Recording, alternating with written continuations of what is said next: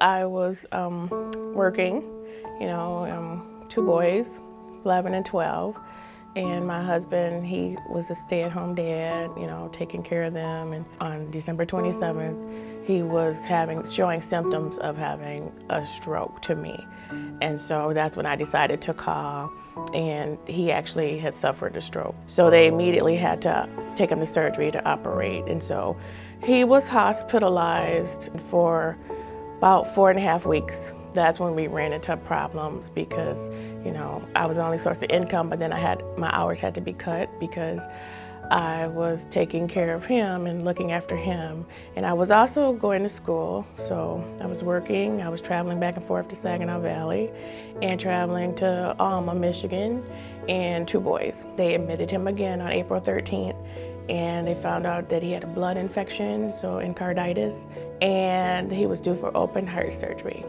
April 23rd, he suffered a second stroke. So he had another hemorrhagic stroke. That's where we are right now. So he's in a nursing home.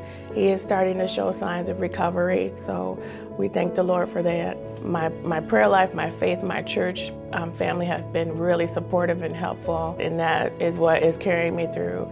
It just makes you take a second glance at life and really appreciate it.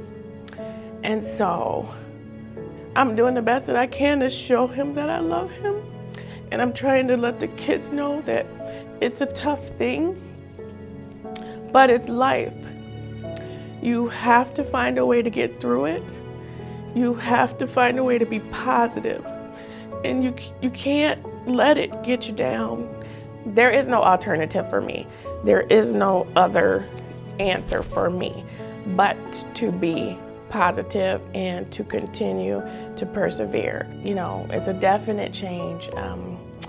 Doing more balancing, I would say, trying to find that perfect balance. I just started working at a hotel, so hours can vary.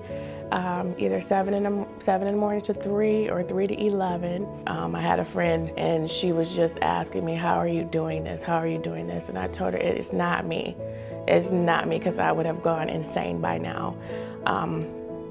I barely made it through the semester at school, and I was being hard on myself because I really intended to do well. I only had 29 more credits, so I think it'll have to sit on the back burner for a little bit because winter semester totally was hard. I passed 2 out of the 4, but who saw this coming, I knew I was gonna need help financially, so I reached out to the different sources that I knew were available to me. If you need the help, you need the help. I don't want people to feel like they have to feel ashamed either. It is hard when you're used to doing for yourself and being an independent individual to have to depend on somebody else to help you. But you have to ask for help, because if you don't and you're unable to, that's when things get worse and you really lose a grip on your reality and your circumstances.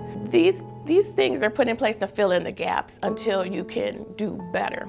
And so I am so thankful that they were there for me, because I needed it.